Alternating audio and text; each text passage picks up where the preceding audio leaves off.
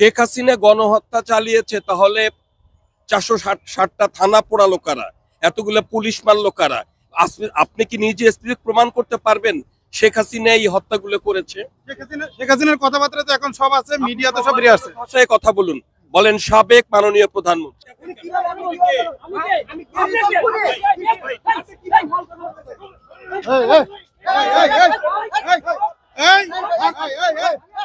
দর্শক, দেশ ও দেশের বাইরে থেকে যে যেখান থেকেই আজকের এই ভিডিওটা দেখছেন, আমি ভিডিওটি করছি মোহাম্মদ তৌফিকুল ইসলাম।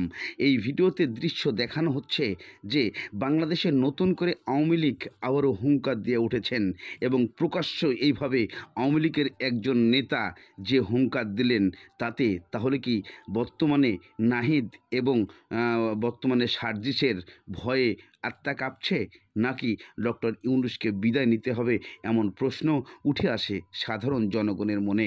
তবে হঠাৎ করেই পিছন থেকে প্রতিবাদ হয়ে উঠে আসে ছাত্রদলের কয়েকজন নেতাকর্মী, নাকি এরা ছাত্র নতুন যে রাজনৈতিক দল হয়েছে তার নেতাকর্মী। সেই আওয়ামী লীগের নেতাকে কেন এইভাবে গণধোলাই দেওয়া হলো তা আপনাদেরকে দেখালে অবশ্যই আপনারা একটা মন্তব্য করে যাবেন। চলুন সেই ক্ষমতা আসে, বিএনপি এসে ঠিক শেখ হাসিনার মতন গণহত্যা চালালো, 2000-3000 উপরে আওয়ামী লীগের মানুষদের হত্যা করলো। আপনি কি এটা মেনে নিতে পারবেন? শেখ হাসিনা গণহত্যা চালিয়েছে, তাহলে 460টা থানা পোড়ালো কারা, এতগুলো পুলিশ মারলো কারা?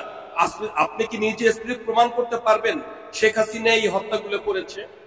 শেখ হাসিনার কথাবার্তা তো এখন সব আছে, মিডিয়াতে সব বেরিয়ে আসছে। ভাষায় কথা বলুন, বলেন সাবেক মাননীয় প্রধানমন্ত্রী।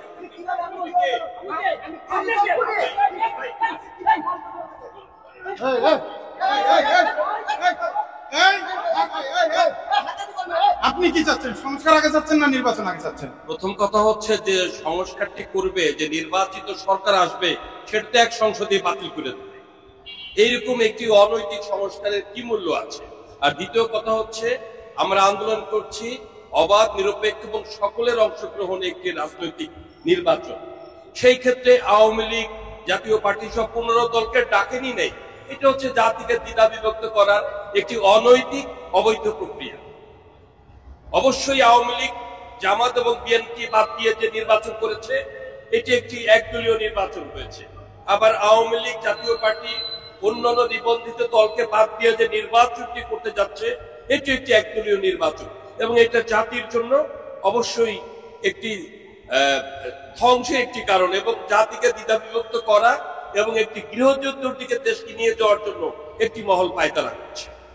আমি যদি আপনাকে প্রশ্ন করি, এরপরে ধরেন বিএনপি ক্ষমতা আসে, বিএনপি এসে ঠিক শেখ হাসিনার মতন গণহত্যা চালালো, 2000-3000 উপরে আওয়ামী লীগের মানুষদের হত্যা করলো।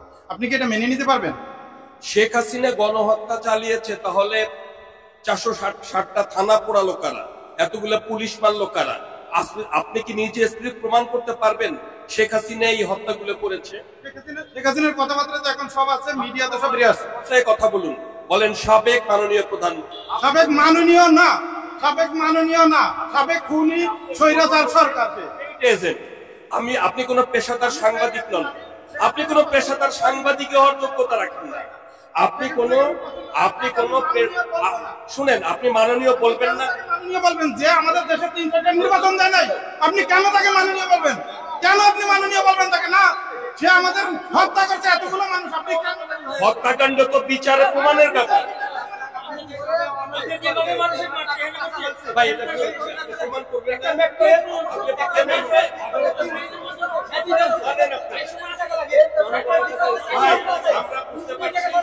আমরা বুঝতে পারছি ভাই, আমি আমার কোনো তর্ক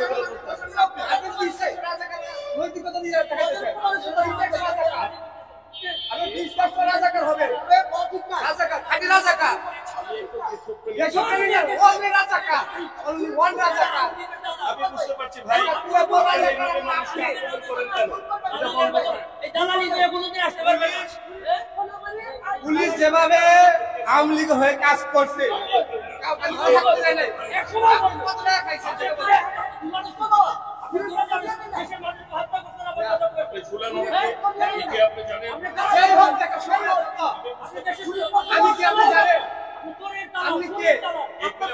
পুলিশ যেভাবে আওয়ামী লীগ হয়ে কাজ করছে,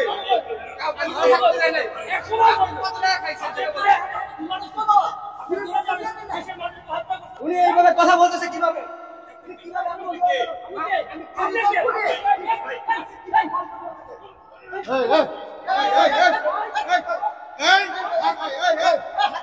ভাই আপনি কি সংস্কার আগে চাচ্ছেন না নির্বাচন আগে চাচ্ছেন? অবশ্যই আমি সংস্কার আগে চাই। কেন? কারণ হচ্ছে আপনি কেন চাচ্ছেন? আমি চাচ্ছিল বিগত সরকার বাংলাদেশের ব্যবস্থাকে যে পরিমাণ দুর্নীতি করে শোষণ করে গেছে, বাংলাদেশের পুরো ব্যবস্থাটাকেই তারা ভঙ্গুর করে দিয়েছে। এজন্য এই ব্যবস্থাটাকে আগে সংস্কার করতে হবে, তারপরে নির্বাচন। আর ডক্টর ইউনূসকে বাংলাদেশের জন্য কতটুকু প্রয়োজন বলে আপনি এখন মনে করেন? বাংলাদেশ পুরো সংস্কার হওয়া পর্যন্ত ডক্টর ইউনূসকে প্রয়োজন। যেদিন সংস্কার হয়ে যাবে তারপরে ডক্টর ইউনূস গুড বাই।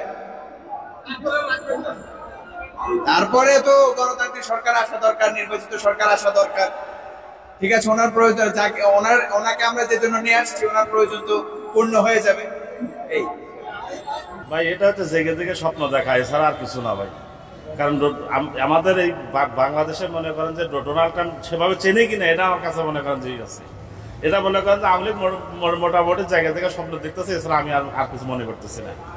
এক সময় দেখতাম যে অবায়দুল কাদের বলতো যে আমেরিকা নাকি সেন্ট মার্টিন নিয়ে নিছে, এই কথা বলতো।